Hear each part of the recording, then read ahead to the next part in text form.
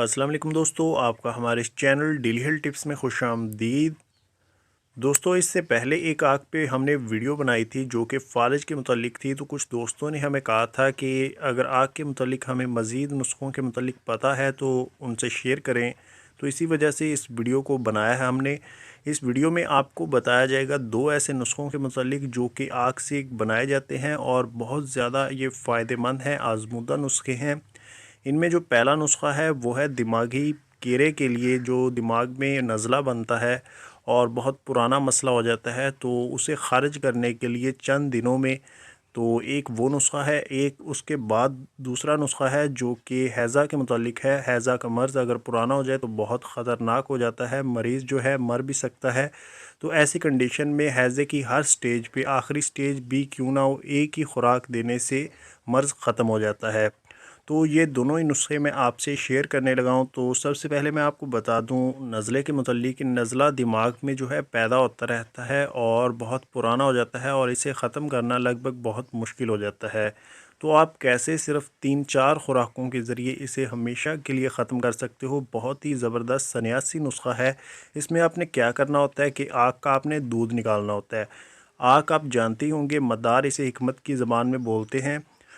इससे आपने दूध निकालना है और याद रहे कि इसका छींटा आपकी आंख में नहीं पड़ना चाहिए, क्योंकि ये ज़हरीला होता है तो आपकी आंखों को नुकसान दे सकता है। इसीलिए आपने आंखें बचा के इससे दूध निकाल लेना है।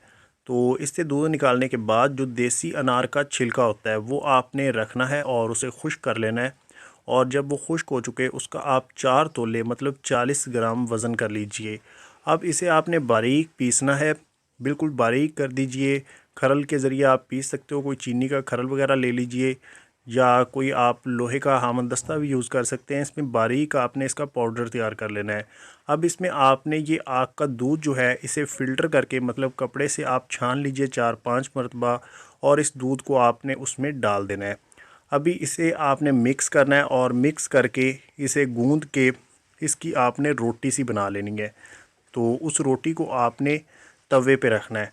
तवे पे रख के जैसे हम रोटियां पकाते हैं इसी तरीके से आपने उसे भी पकाना है, लेकिन आग जो है आपने नरम रखनी है और उसे पकाते रहना है, पकाते रहना है। जब वो सुरख हो जाए, मतलब अच्छी तरह से पक जाए, तो उस वक्त आपने उसे उतार लेना है। अब आप उसे रख दीजिए छाँव में, उसे खुश्क कर लीजिए। जब वो बिल्कुल खुश्क हो जाए उसके बाद आपने कुछ आइटमें इसमें मज़ीद शामिल करनी है, जिनमें आप सिंबल अल तीब, जिसे हिंदी में बालछड़ भी बोलते हैं, एक जड़ सी होती है, आपको पंसार स्टोर से मिल जाएगी, आपने वो ख़रीदनी है। इसके बाद आप अशना, जिसे छड़ेला भी बोलते हैं, ये आपको छाल की मानद मिलेगी, बारीक सी होती है। तो ये दोनों चीज़ें आपने 3-3 माशा मतलब 3-3 ग्राम ले लेनी है। इसके बाद आप काई फल ले लीजिए। काई फल आपको पंसार स्टोर से मिल जाएगा। आपने 1 माशा के करीब ये लेना है। इसके बाद छोटी इलायची जो है उससे आपने तुखम निकाल लेना है, जो उसके सीड्स होते हैं, बीज होते हैं, वो आपने अलग कर लेने हैं। उनका वज़न भी आपने 1 माशा मतलब 1 ग्राम कर लेना है। अब इन चारों चीज़ों को आपने बिल्कुल बारीक कर देना है और बारीक करने के बाद जो आपको पहले हमने रोटी बताई है उसे खुश्क करके, मतलब जब वो छाव पे पड़ी पड़ी खुश्क हो जाए उसके बाद आपने उसे भी बारीक कर लेना है, पाउडर बना लेना है। और फिर इन दोनों चीज़ों को आपस में मिक्स करके आपने मज़ीद खरल करना है और इन्हें यकजान कर देना है।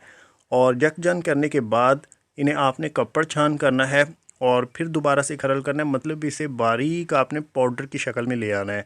जब ये बारीक पाउडर बन जाए उसके बाद ये दवा रेडी है। इसका आपने इस्तेमाल कैसे करवाना है? इसका इस्तेमाल आपने खाने के तौर पे नहीं देना, बल्कि आपने मरीज़ को 1 चुटकी के करीब ये खुराक देनी है। उसने नाक के ज़रिए इसे खींचना है।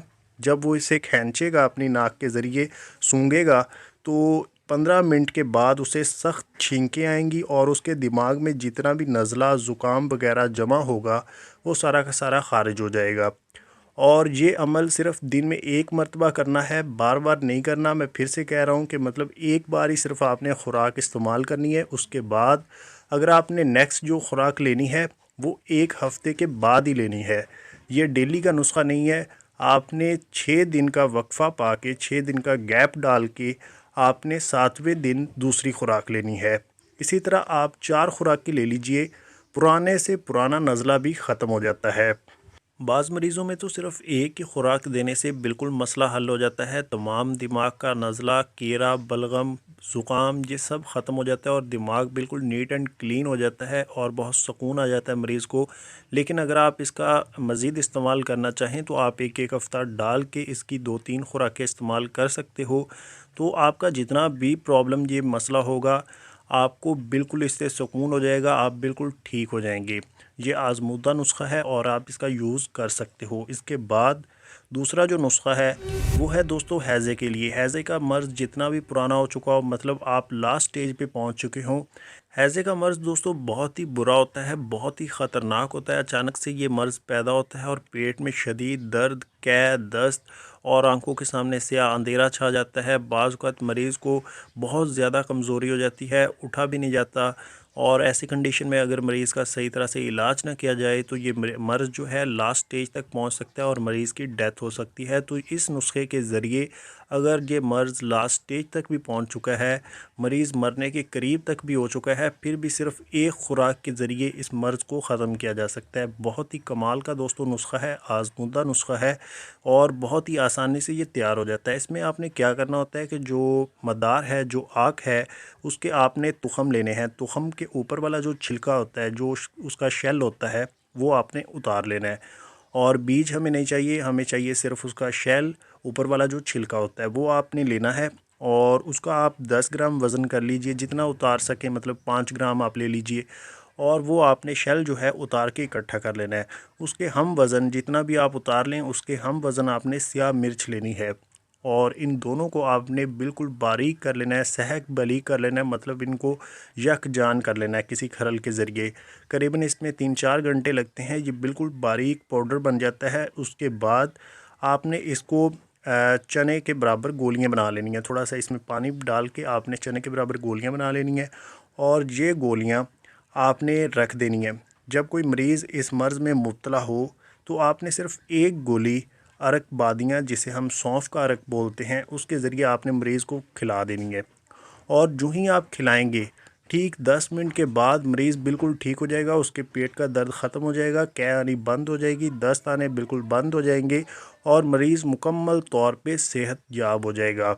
तो यही थी दोस्तों इन्फॉर्मेशन। उम्मीद है आपको ये वीडियो पसंद आई होगी। अगर आपको किसी जगह से समझ नहीं आई तो आप वीडियो को दोबारा से सुनिए। अगर फिर भी समझ नहीं आती, आप हमें कमेंट कर सकते हैं, इंशाल्लाह उसका रिप्लाई हम आपको जल्दी कर देंगे। और इस वीडियो को लाइक भी कर दीजिए, शेयर भी कर दीजिए और मज़ीद अच्छी अच्छी वीडियोज़ के लिए आप हमारा चैनल सब्सक्राइब कर लीजिए। मिलेंगे नेक्स्ट वीडियो में, तब तक के लिए अल्लाह हाफिज़।